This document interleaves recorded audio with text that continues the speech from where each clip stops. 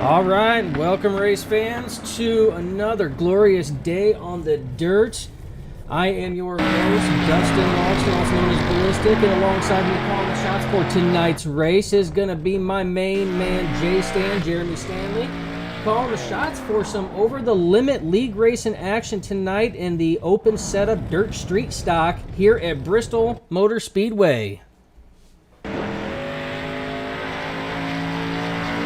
Currently, drivers are under qualifying right now as they are out there pulling some laps, trying to get that quick time. Right now, we are currently watching the number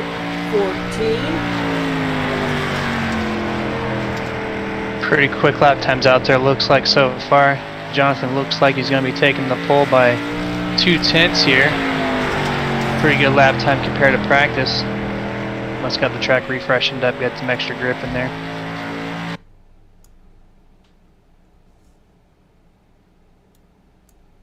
Looks like qualifying is complete. Jonathan did take P1.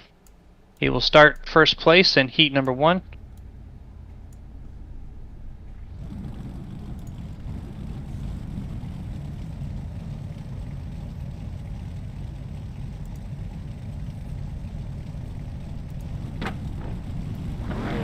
So yes, we do have Jonathan Atkins starting in that number 1 spot. Wiley, close time, right, starting in second position. Inside second row is going to be Zach Burnett. Outside that second row is going to be Jonathan Henry in that number 7 machine. Inside that third row is going to be Jason Gunnels. To his outside is going to be Christopher Hill in that number 5 machine. Inside the fourth row is going to be Donnie Batiste in that 67 machine with Kenny Haight starting at the outside of row 4.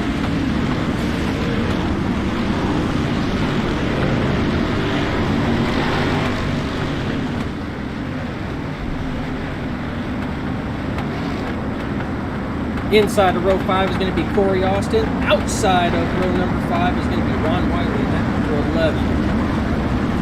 Inside row 6 is going to be Cody Heathcock in that 194. Trevor Williams will be on the outside of row 6. That is your starting lineup for the heat as they are pacing around Bristol Motor Speedway. Jeremy, I'm looking for some good racing action. They had some racing here in the fixed setup series yesterday in these dirt street stocks at Bristol. I don't know why, but it always poses some excellent racing action. Yeah, we definitely had the pleasure of running with them yesterday in the fixed race. Lots of action for sure. I know the open sets are going to be a lot quicker. Curious to know how the Highland's going to play in this one. It didn't really come in too much last night. As they're about to take the green flag here, I'm curious to see who's going to take the lead role on the outside and get things moving up top. Absolutely. They go green on the green flag, and Delaware starts after that on the leader. Green flag flies. We are underway for lap 1, heat 1 of the DIRTcar Street Stock Series. Side by side as they go through turns 1 and 2, still side by side. Close racing. I'll tell you what, Jeremy, this is some real close racing side by side in these street stocks. A little bit of contact there between 5 and 67. 5 was able to regain it though, kept it off the wall and kept going. More wide entering turn 1 here. Oh, 67 gets a little close. Yeah, a little bit of sketch there. He's got high side going 1, 2. 3 wide entering turn 3 here. A little more contact there with the 46. And we got a wreck going here. Yep, we got to spin out in turn 4.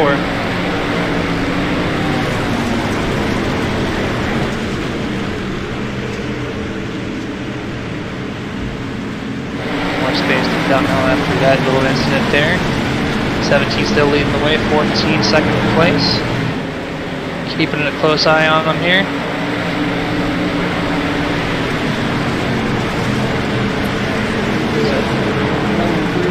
Again, it looks like they're starting to space out and line up now as we're starting to get here with just 5 laps to go. Yeah, that wreck definitely spaced them out for sure. 116 putting a little pressure on the 14 there.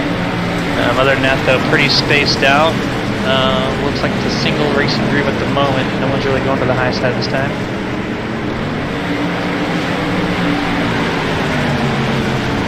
16 looking low here, trying to get something going on the flat stuff. gained a little ground there. See if he can hold that moment. Absolutely. So we talked about yesterday that we had raced on here. Tell me, what do you expect to see with these cars, especially after running 35 laps of fixed setups? Kind of tell us a little bit about the line. What changes did we see last night? So the very bottom is going to be the preferred line for the first 10 laps or so. And then as the inside softens up a little bit, they do move up to the top. The middle line seems to not be touched more so in turn 1. It's usually up high or down low. Turn 3 and 4 were a little bit more in the middle. I didn't see too many people hugging that inside line. And with the open sets, the cars probably run a little faster than the fixed setup because it's a pretty conservative one overall. So I expect the high side to actually move up a little earlier, probably within the 20-25 lap range. And then we'll see whose car handles best on the slick stuff on the bottom. As the 14 rather just gets real loose there, or is it? That's over. Okay, race over. 17, Jonathan Adkins takes P1 in the heat race. No second heat on this one. Single file here, so Zach Burnett takes that runner-up spot. Jonathan Wiley ends up in third. Donnie Batista in 67 4. 92, Corey Austin ends up fifth. Cody Heathcock, 6th. Ron Wiley in that 7th position. Trevor Williams in 8th. Christopher Hill in 9th. Rounding out your top 10 is Jason Gunnels. 11th position is Kenny Haight after that little bit of contact. Seen him get loose. And then 12th is Jonathan Henry. No second or third heat race, no consolation. They go straight to the main. It's basically a little warm-up race there for him. A couple second chance opportunities here for the people that got involved in that early wreck on heat 1.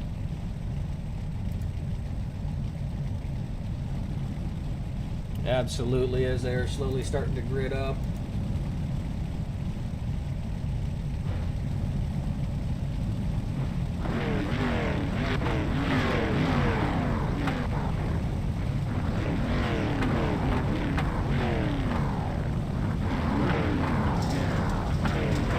So a couple people are ready to get going here on the inside line as they start to roll off.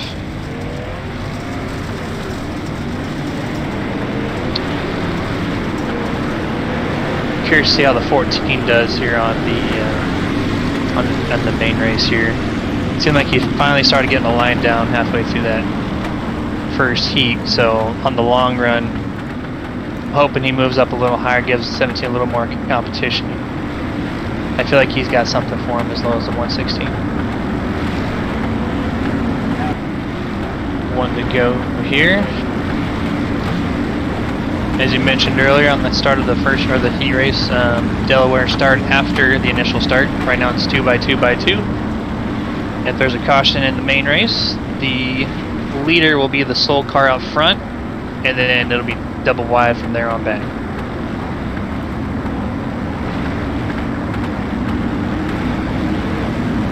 Turn 3 here, everyone's lined up. Pace truck about to pull down.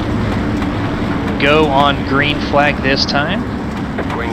Green flag is out, they're underway. A little bit slow start there for the 17. 14 taking the early lead here into turn 1. 3 wide little bump tag there, entering turn 1 at the back of the field there. 14 did not have enough speed. Midline action there. Gets a good run off the bottom. 17 just really good on that inside line right now. 67 showing some muscle next to the turn 4. Get a little overdrive there.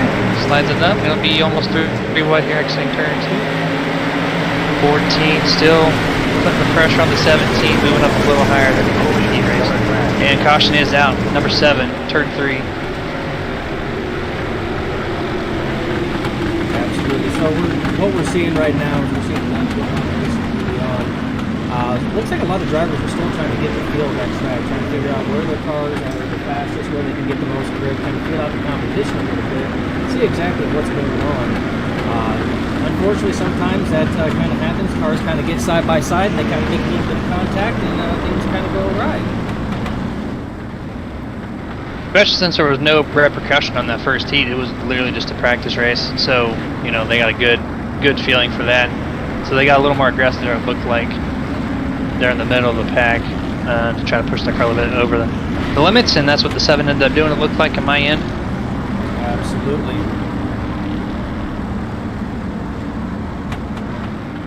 So as I mentioned, Delaware start here. 17 will take the lead. Actually, the second place car, which will be the number 14, Zach Burnett, he will be choosing his lane. I noticed in the the race last night, Highline is preferred on the restarts. So we'll see if Zach maintains that position there and holds on the high side for this restart. Absolutely. So Atkins is, as you can tell, taking that lead out front, that single car. He is in that spot as the leader. It does appear as though Burnett is going to maintain on that high side, at least for the time being, which is probably the smart call, because that high side is more laps get on this track. That's where that line is going to go in as that cushion gets up there. In yesterday's races, when that high line came in, that was the fast way to go around. So I mean, it wouldn't surprise me to see a lot of these drivers start to shift to that high side as that inside to mid gets a little slick. You can definitely see the shininess there on the inside already. So them running a little bit faster speeds tonight. The outside is going to start kicking up here real shortly. Would not surprise me here in the next 5 to 10 laps that we see someone up there on that cushion line that you mentioned about. Absolutely. Now it is going to take more than just one driver up there trying to push that line up. It's going to take a lot of multiple drivers up there, but the more drivers that can get up there, the faster they're going to be able to hit. We're going to be able to see if Burnett or even Jonathan Wiley in that 116 on the inside has anything for Atkins.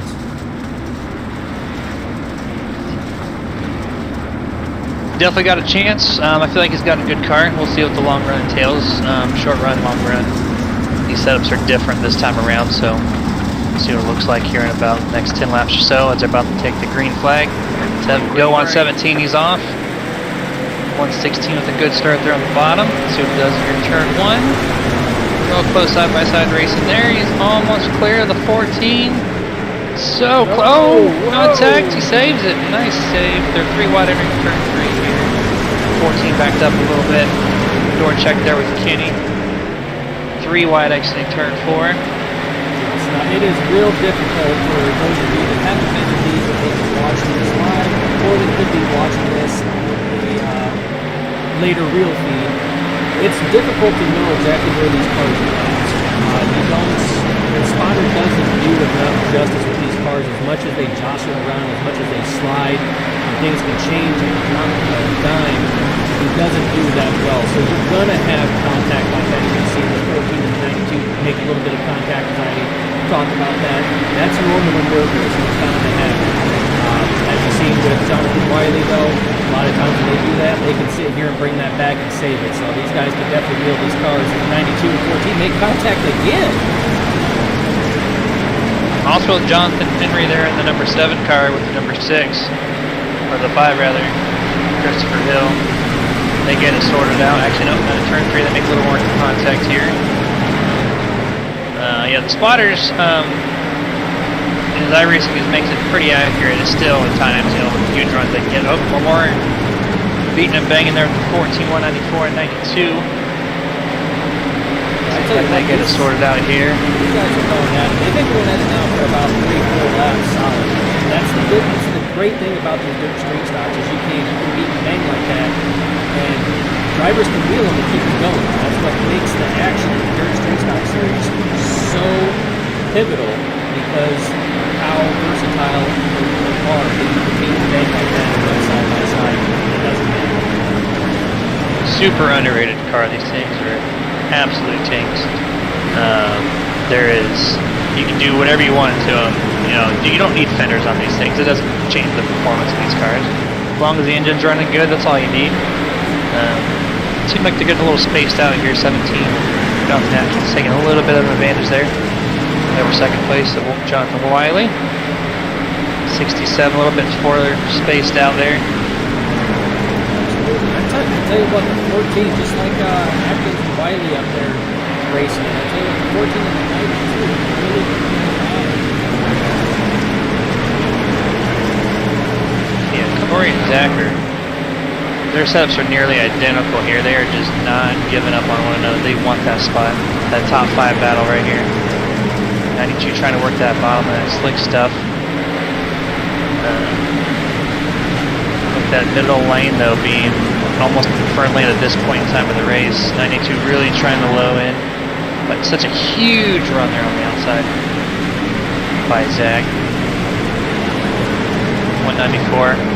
Cody Heathcock not giving up one bit here, just kind of waiting them out to see what they're going to do here. And sometimes at this track here, especially with these cars, that's a smart move. I mean, that's a gambling move that I would make. It's paid off for me in the past, and it's paid off for you. Kind of just let them sort it out, see what happens. Be there at the end. Make sure you make the right moves. Make sure you stay out of trouble, especially in these cars. Yeah, sometimes taking the slow route ends up being the better route for sure, especially how the cars are running right now. A lot of beating and banging, there could be an accident, and then that's just free picking for the position. If they do end up going around. It's all pretty spaced out other than the 14 and 92 there. Also in the back there with Kenny and Jonathan as well.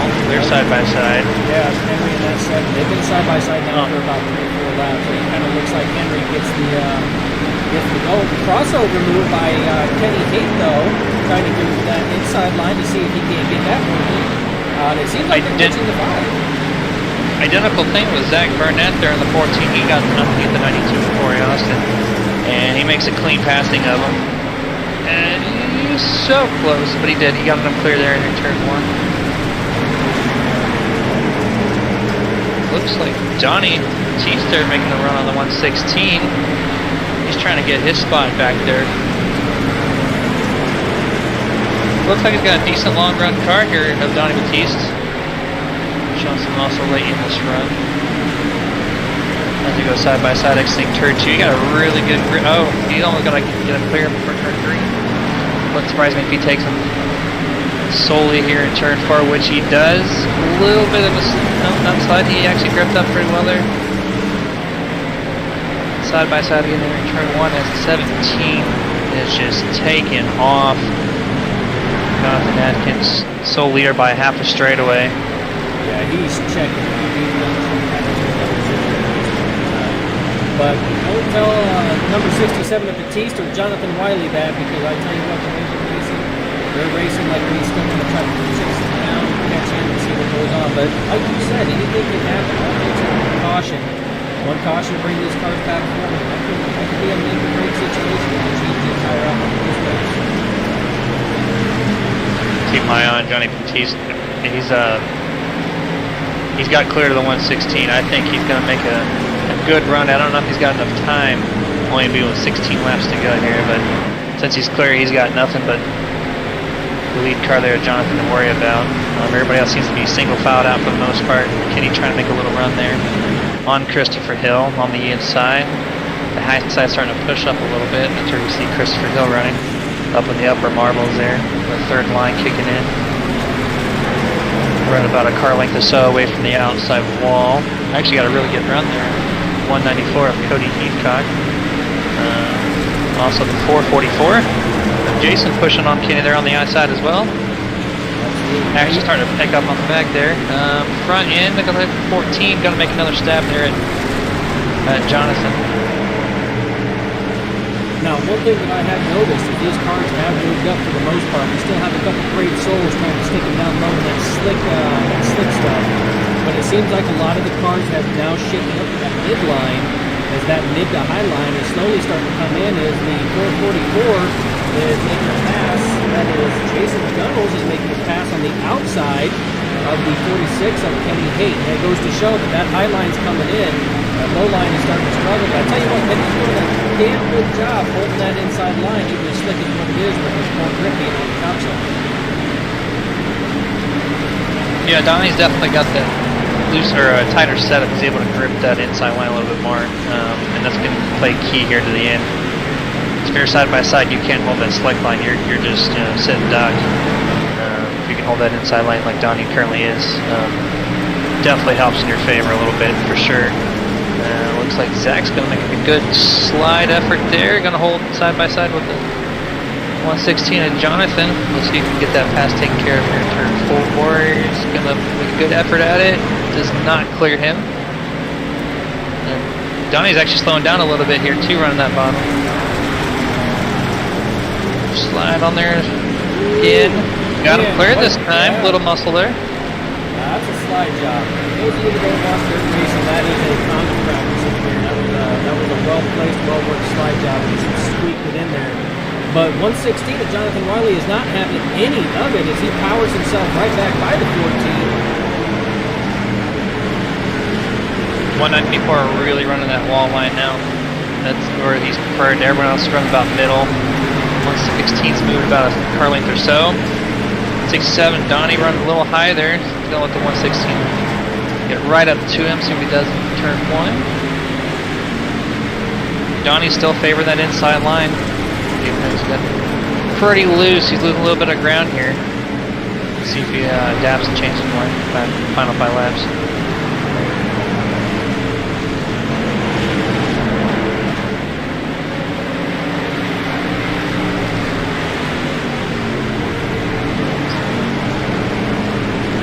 Pretty spaced out overall here, coming with 6 to go at the line. 3 wide here. 3 wide with the 67, the 14, and the 116 as they are all trying to stack up and try to finish in that money podium spot. It looks like it finally cycles out the 2 wide there with the 67 and the 116, which is a common place with a lot of the stuff that's been going on here. See those people do that. 92 not giving up either. He wants back in that 3-car tandem that they were showing off earlier in the run. 3 wide, yeah, he's just picking his time, waiting to see what they do. He'll take advantage of it. Absolutely, but all 4 of these cars are nose to tail and so close. One with a slip up. That being the 67, the 14, the 116, and the 92. Austin with the 14. It's a little more sideways than he probably intended to. Coming up to 3 to go here, 2 by 2 for second on 5th. We got 116 making a great run there on the outside. Jonathan Wiley going to try to take sole position in second place here if he can get enough grip on the exit. Donnie actually showing some muscle. Yeah, I expect him to slow down a little bit, but he maintained it pretty well. 92, looking like he's going to mimic that line. Takes almost advantage of Zach there on the exit turn 4. With 2 to go here. Leader over a second and a half advantage. Absolutely. So Atkins right now is just checking out on this field. Just putting on a show. I tell you what, another show with white flag. These guys are bouncing back and forth. The 116 bounces off the wall with contact from the 14. These guys are just lone knuckle dragging it, just racing it out to the very end. This is going to be one hell of a finish. I agree here. Here comes Zach throwing it in there, giving the 92 a little bit of extra shove there. Not going to do anything. Last second pass for 3rd place. Wow. What a finish between the 67, 92, 116, and the 14. 67, I tell you what, that was a heck of a thing that they were doing there. Batiste was doing a fantastic job on that. 116 of Jonathan Wiley was doing an excellent job. 92, Corey Austin kind of squeaked in there at the last second and came up to really put his nose into that. So that was one hell of a race and one hell of a finish. Second on 5th, definitely put on a show. Those digital fans out there got a good showing for sure. Absolutely. As you're looking at your top 3 right now, your top 3 being the 17 of Atkins, the 67 of Batiste, held on for that 2nd place. Now, I was seeing him do definitely taking some different lines than what I've expected in these cars, especially at this track. He was down on that apron a little bit more, but was able to maintain and handle it. Brought him home in that 2nd position. And Jonathan Wiley After beating and banging with the 14, Zach Burnett off that wall had one hell of a race to come back to finish third to finish out that top 3 podium.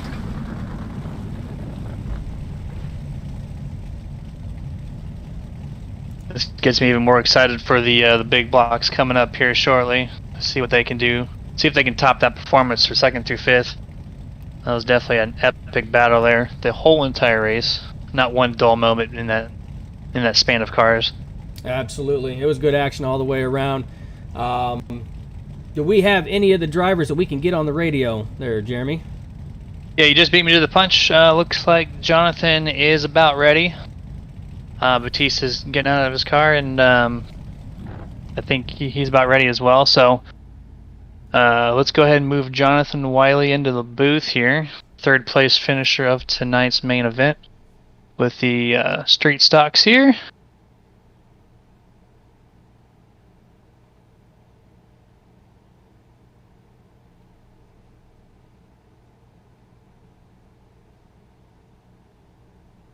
All right, do we have him on the radio? If you could actually move him for me. Currently locked on my position.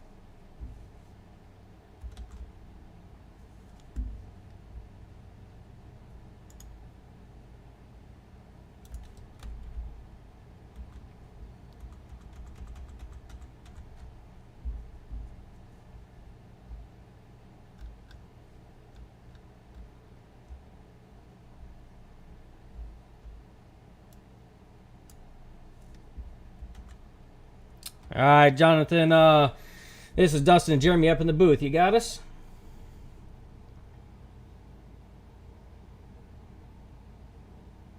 Back in here. Let's see if we can get a hold of him this time. Jonathan, you got a copy? All right, looks like we are having some technical difficulties with the audio here, trying to get him in here. So we will try to move on to our 2nd place finisher, Mr. Batiste.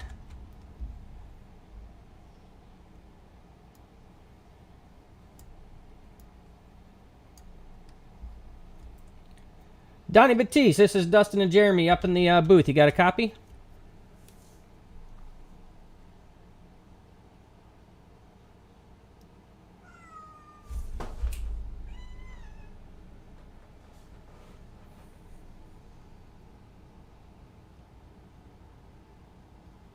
Still seems like we are having some technical difficulties here. Jeremy, are you getting anything? No, that's negative. Not seeing what the current issue is. Jonathan, there we go. Jonathan has a copy, 3rd place finisher. That was a hell of a battle, man. How was the car feeling out there for you? It was pretty fun. Yeah, the setup was a lot better early on, and then it was just basically keeping the momentum up on the top towards the end there. Yeah, middle to upper groove seemed like would be was definitely the preferred line there. The whole race, 2nd through 5th, was pretty impressive to watch. I had a blast watching the moment of it. How did you feel like the racing was compared to last night? It was definitely a lot cleaner. I think it's more fun, less cautions. I think overall it was just better.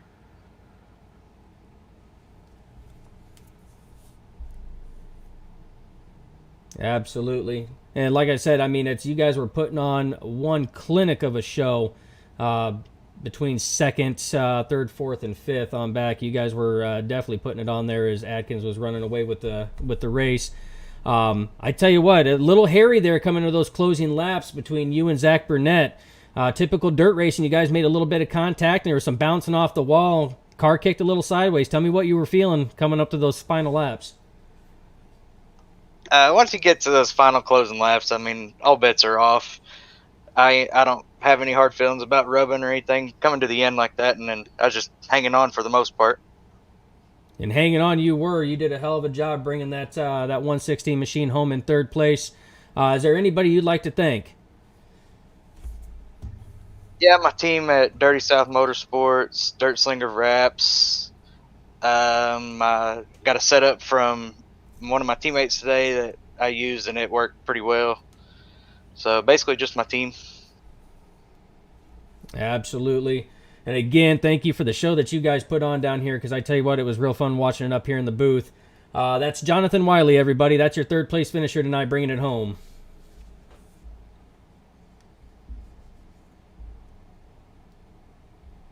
I think at this time we do have a hold of Donnie. Is this correct? You got a copy, Donnie? Yes. Awesome, man. How was that car out there for you tonight? Second through fifth, like as we were just mentioning with Jonathan, that was a pretty impressive run all the way from start to end. Lots of side-by-side, beating and banging racing. Very clean, though, overall. How was your car out there? It wasn't too bad. It was a little loose on the long run, but other than that, it was decent. Now, Donnie, Seemed like I was watching you there about mid part of the race on. I don't know if it was intentional. Did you intend on dropping your nose down below the apron there and running that apron? Was it giving you a little bit more of a shot, or was it making things a little worse? Because it seemed like it was working for you, whatever you were doing. I was just trying to find a little bit more grip, and I just got a little lower than I expected, and it worked. And so I tried it a couple times, and it just got to where it didn't want to work no more for me. That tends to happen here on these dirt tracks. That groove changes. Obviously, you guys had that grip down on the low line, and then it moved to the high line. But just as we were talking with Jonathan Wiley, like I said, it's you and Jonathan had probably some of the closest side-by-side racing for a majority of the race. I mean, you guys went probably 8 laps straight side-by-side, and you guys were running clean. No clear individual was taking the lead. So, I mean, it was good racing. How did it feel having good, clean racing like that after we finally got to that long green flag run? It's always fun running with him and a few of the other guys over there on the Dirty South Motorsports team. He's clean. I try to be clean, and I wasn't worried about him wrecking me or nothing. Good deal. As clean could be with dirt, right? Because, I mean, it's a dirty racing sport. That's what happens. And I mean dirty as in we're racing on dirt. But no, a lot of the guys here, really good, clean racers. And like I said, you guys put on one hell of a show. So, again, is there anybody you'd like to thank? Any sponsors? Anybody you'd like to shout out to? Just my team, NPR, Rick Sparks Auto Sales, Thunder Sim League, or Thunder Sim TV. And that's about it. All right. Well, we appreciate you taking the time to come up here. We'll let you go and celebrate with your second place finish. It was hard fought, well earned. So again, that was Donnie Batiste, your runner up for tonight's event.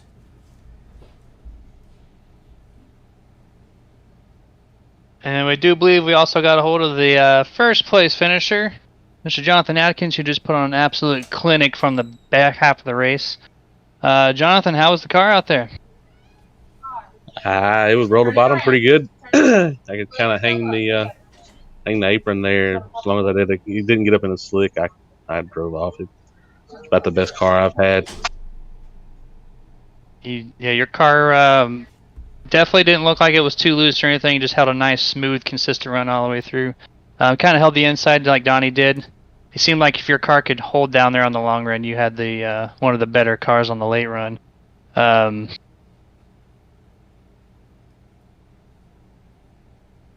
I tell you what, though, it didn't seem like your car was bad anywhere, Jonathan. It looked like you could put it about anywhere and you were running good, but it probably helped that you didn't have a lot of pressure from the back there, because after that caution, you kind of spread yourself out a little bit, and then they started racing hard side by side.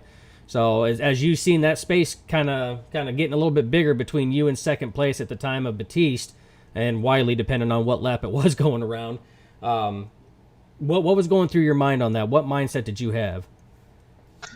I was hoping there wasn't going to be no caution, and when I got out there a good little ways, I looked back and they were 3 or 4 wide, and I said, well, they're not going to catch me like that, so I can try some stuff. So I moved up to the top to see how it was, just in case there was a late caution and I had to use it, but it worked out.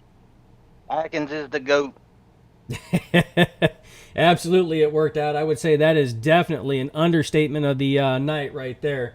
Jonathan, is there anybody you'd like to thank? Anybody you want to shout out to? Dirty South Motorsports, Dirt Slinger Wraps, Ghost Race Cars, Little Indy RC Speedway, and my Smoking Hot Y. All right.